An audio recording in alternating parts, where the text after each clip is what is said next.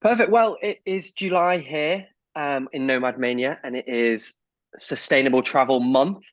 And both myself, Billy, and yourself, Gunnar, are on the committee for the Sustainable Travel Advocacy Committee. And probably for people who know you, what actually might be more shocking than your incredible travel feats is the fact that we don't have an interview from you on Nomad Mania. So here's a first. But Gunnar, do you want to, instead of maybe me doing it, do you want to describe yourself as a person and a traveler first and foremost? Yeah, certainly. Yeah, well, I'm a Norwegian. I am from a small village on the west coast, oldest out of seven. So I don't know. I grew up there, had to fight over everything. So I guess that's probably why I started traveling, just to find my own space. Uh, and Yeah, I've been traveling ever since I was 17, I think was my first trip on Interrail around Europe with a friend. And that it just gave me a lot, really explored my curiosity. And I've traveled ever since, so to speak. And then more and more into farther away places. And just realizing that the more I traveled, the more I wanted to travel. So yeah, in the end, I found myself having visited all the countries in the world in 2013, 198 as I count. And then a few years later, I was working on a book about the least visited countries in the world. And then I kind of just fell into all the remaining countries for the second time. So now I'm working as an author, primarily travel books. So I'm still traveling both in Norway and abroad to do research for documentary style books. Hmm. Brilliant. And I think one of the main things I want to get out of this chat is how your traveling style and everything has developed over time since you were 17 up until today, having seen every country in the world twice. But I guess having done so much travel, spent so many days on the road that you have, what are you now looking for in travel? And how is that a little bit different to maybe when you were 50, 60 countries in? Has your sort of purpose changed almost, or why you travel? Well, one thing about traveling to all these countries or every country is, and essentially you're setting yourself a goal. You want to travel to about 100 countries or 150 or all of them. So when you come to that, then it doesn't feel as forced anymore. Then you can sort of go back to just traveling wherever you want.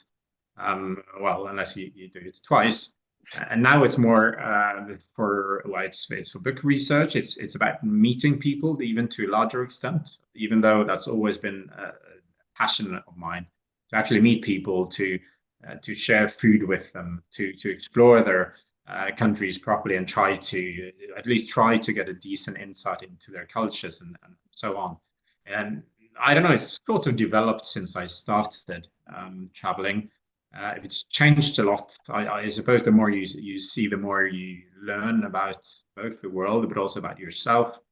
Um, so I don't know. I'm more into maybe, let's say, deeper conversations, or really digging into how people are living their lives, their backgrounds, their cultures, their religions, and so on and so forth. Um, might have something to do with the fact I have to do that, researching books.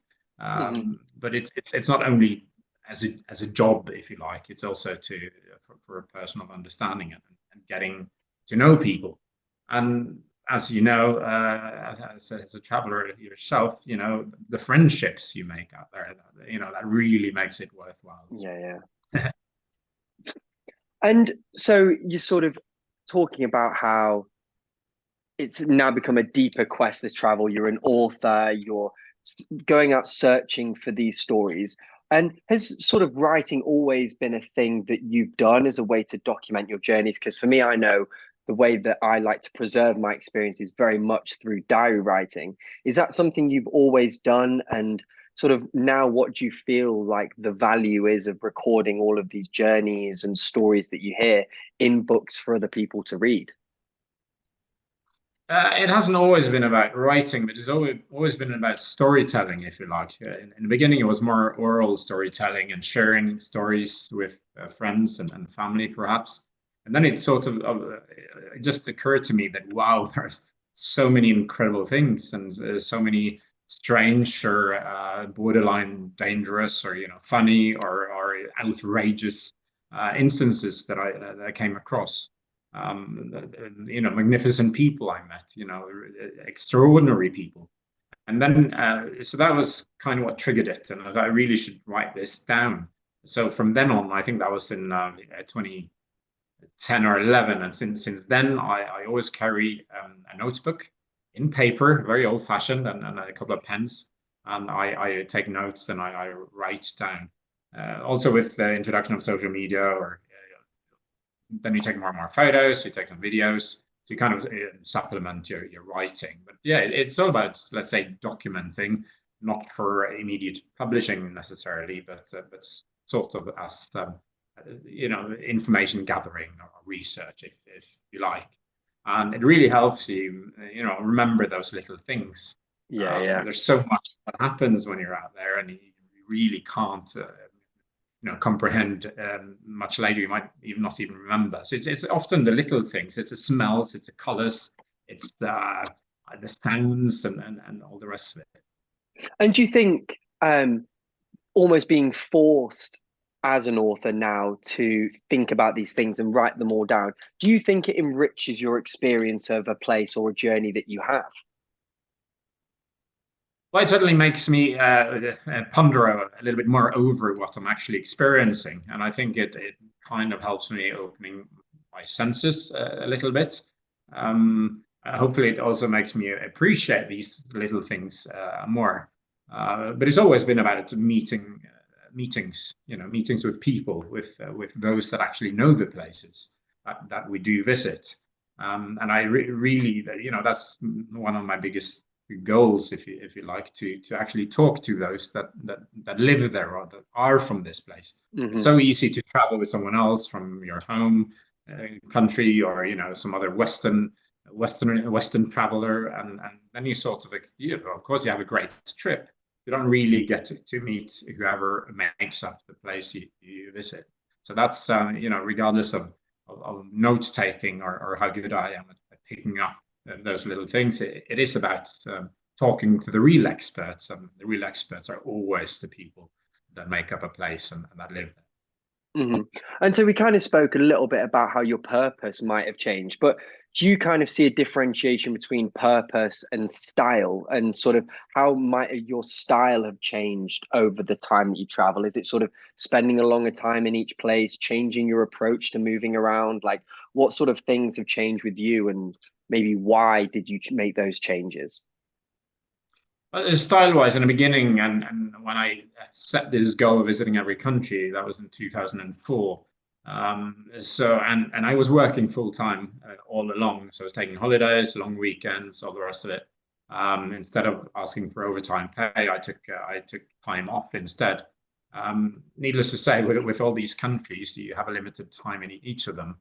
So style-wise, I've slowed down quite a bit. I see more the value of actually spending time in a place, visiting various places in the country.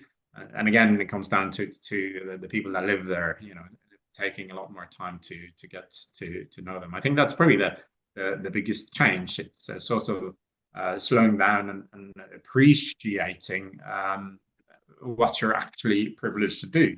Yeah. All of us that travel, I mean, having passports, having time off, having the money to do it, we're extremely privileged, to be able to do exactly that. And the least we can do is to appreciate it and to be thankful and humbly thankful that we're able to do that. So yes, I think it's about it is about spending all my money, which I've done. I've spent everything on travel throughout my time. And when you do that, at least you should you should take the time and actually explore the place properly and stay as long as possible. That's probably my biggest regret. I should have stayed longer, in each place the first time around. But I'm making up for it now, I think. Yeah, and I think that's really interesting. It's like now you're sort of going back and spending more time in each place. And I haven't traveled to every country by myself. you sort of people are always asking you questions. What's your favorite country? What's your least favorite country? All of these questions. But I think what I'm most interested about is hearing how your perception of a country might have changed, having been there once, twice, multiple times, and how maybe going a little bit deeper has given you a greater appreciation for a place that previously you might have dismissed, or the other way around. Yeah, well, it always changes. Regardless if you go in a new place, whether it's in your home country or elsewhere, it always changes. There might be new buildings, there might be a different atmosphere. Maybe people have improved in terms of the economy or finances. Often you can sense that something has changed. So it's always interesting to go back somewhere. So I really appreciate that and being able to tell differences, and typically it's gone to the better in most places I visit. Really? Unfortunately, Have you got any obviously examples? well, we can do some extreme ones. I mean, even in North Korea, which is sort of an outlier in every way, more or Hmm. less. I think it was 8 or 9 years in between my two visits there, and it has clearly modernized quite a bit.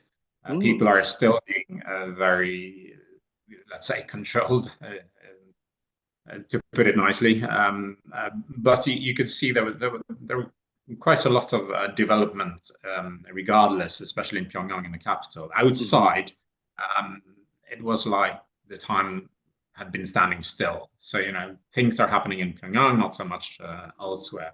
In Pyongyang, you could really see they were, there was a lot of developments in terms of building. There were more people out on the streets to be seen. And there were, I don't know if that's good or bad with North Korea. It's primarily bad, I'd say, but they were more leaning towards a Western lifestyle. Whether that's a good thing or not, I'm Hmm. not sure. But there were clearly changes. With I don't know, another one, Nauru, one of the smallest countries in the world. Um, they're opening quite a lot up. And again, this is never going to be a mainstream tourist attraction for Yeah. many, many reasons. But you see, they are seeing, it seems like they're seeing the benefit of getting more people in. At the same time, they've changed for the worse, accepting refugees on behalf of Australia. And that's something they don't really want the world to see. So, on one side, they want to open up, they want to attract more people, and the other side, they want to kind of hide these refugees from the world, which probably says a lot about their intentions for having them there in the first place. I don't know. Wherever you go, there always changes, and one of Hmm. the questions sort of touched upon your favorite country or your least favorite country. Typically, when people ask this, they usually have one themselves. My favorite country, oh, it's Italy or it's France or it's Paraguay or wherever it is. Hmm. And when it's their least favorite country, it's very often they've spent a few days there. Maybe they were robbed. They had food poisoning. There is something there, and for that one reason and that one reason alone, they hate that country. But they've never really given it a chance. So I think this is very sort of speculative to make these kind of lists. Also, there are so many incredible places and countries and regions and all the rest of it. So it's pretty much impossible to pick one.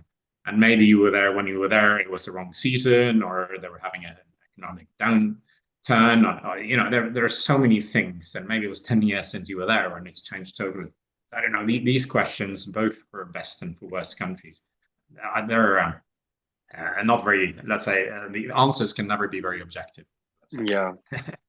Yeah. Because I mean, I always say, like, your perception of a place can change as the wind changes direction. Something as Yeah, simple as that. It's just like it can turn into a completely new country.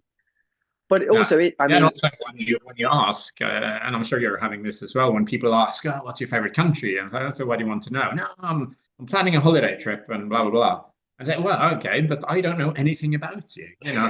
So first, who are you? Who are you going with? What are your interests, and when are you going? What time of the year?" And there are so many things that really would play a role into trying to help someone find their dream holiday. Yeah, exactly. But it's like sort of another massive fortune we have as travelers, and especially getting to travel a lot, is seeing very much the condition of the planet in terms of its cultural, environmental, and how, especially you as well, how those things are changing. So as kind of it is Sustainable Travel Month, and a big part of that is looking at our impact as travelers on the environment. How do you think you've focused on the environment? Has that changed at all? And have you sort of seen changes as you've been traveling in places? Because I know for me, always it's about looking at coral reefs, and I can go down there now and see like, oh wow, I'm starting to see so much more coral bleaching than before. So it's almost like we're in a very fortunate position where we can pay attention and make notes of these things that are happening. But do you think about that much? Do you sort of make notes on little things that you see out there? Well, I try to, yeah, I don't know. I haven't dived as much as you, but of course, that's one way of looking at it. I'm also trying to see who are the people running things. For instance, hotels. Are there international chains? Are they local hotels? Same with restaurants.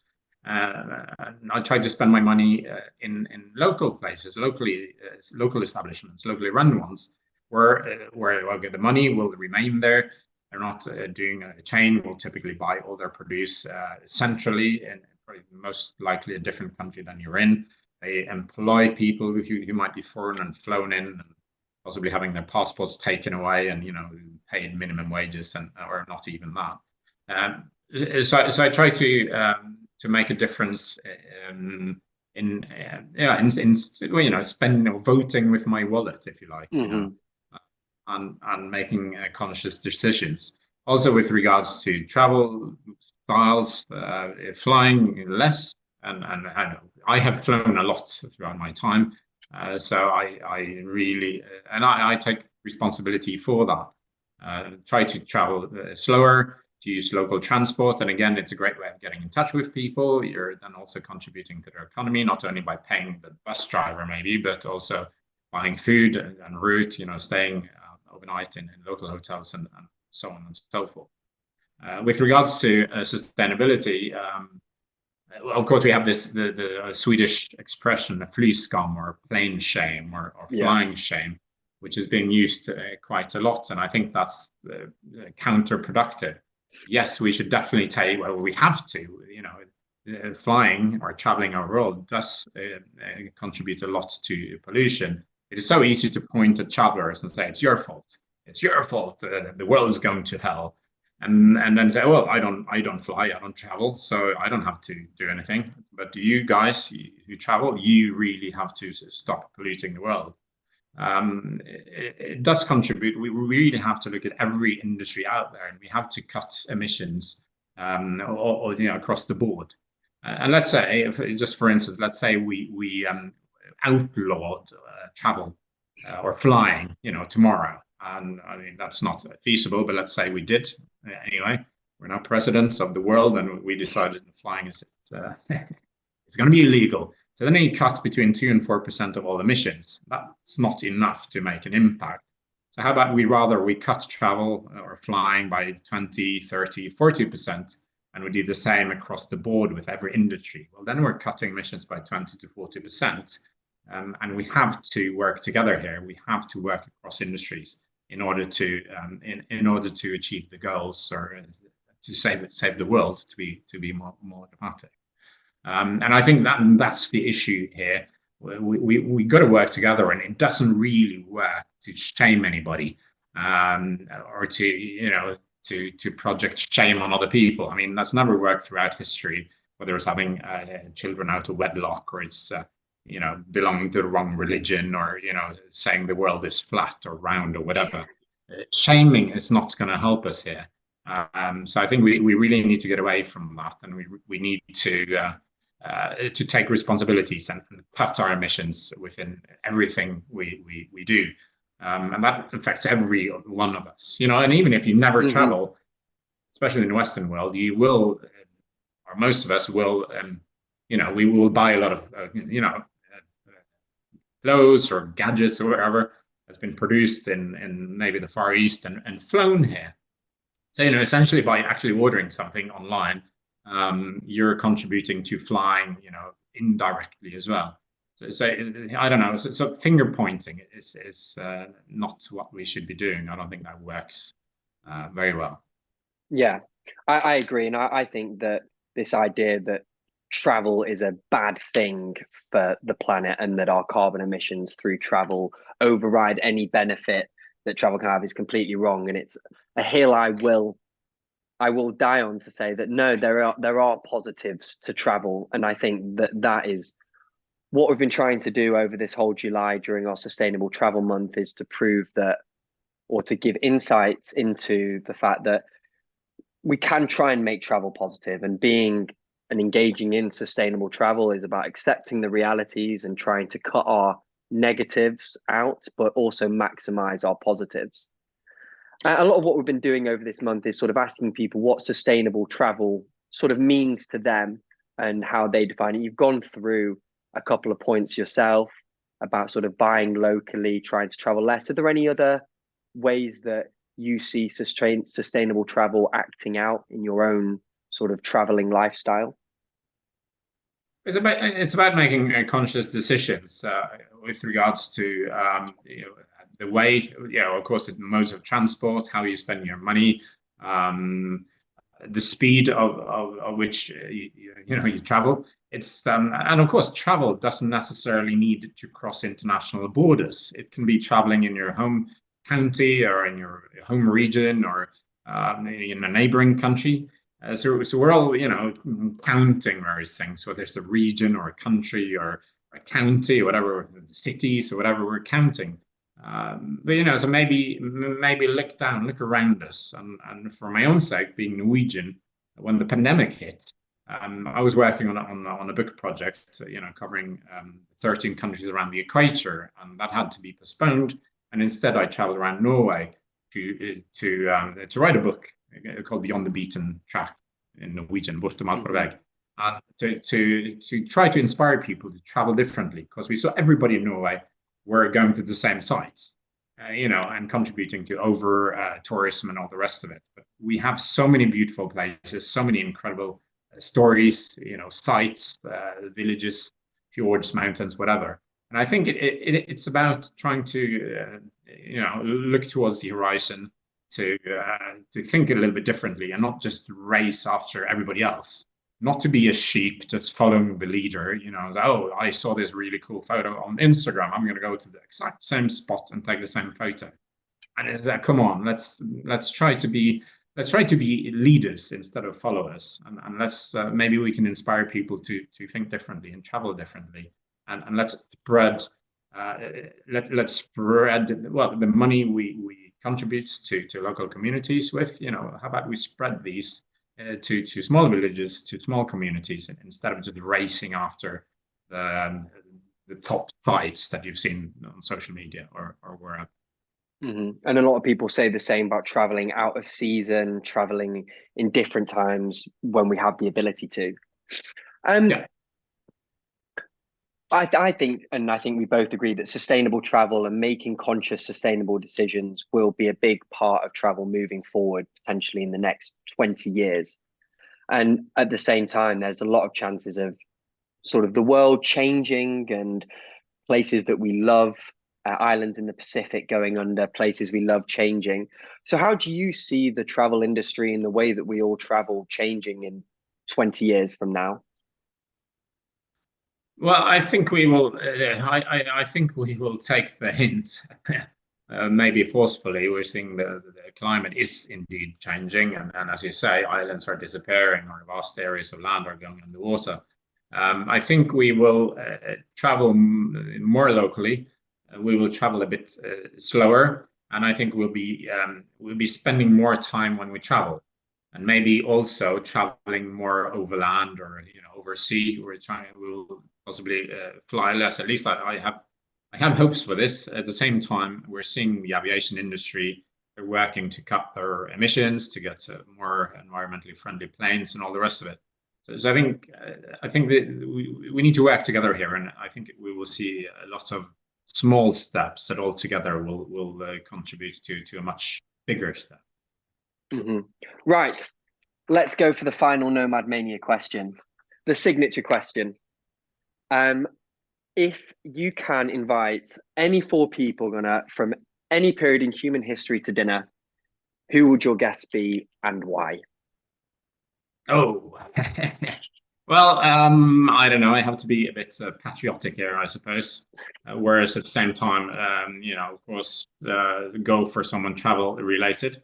Go for Leif Erikson, who, was the first, what should I say, European or Westerner to discover North America about 1,000 years ago, a Viking. His father, he settled in Greenland around 986. And I really like this,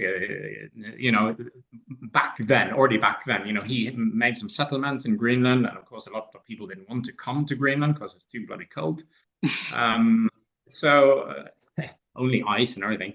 So then what his father did, and which Leif Erikson later took to his heart, was that he actually named Greenland to lure more people to come there. It sounded green. Of course, it wasn't. So you see, market strategy, fooling people into doing something they don't really want to do. That was invented by Leif Erikson's father back in 986, whatever.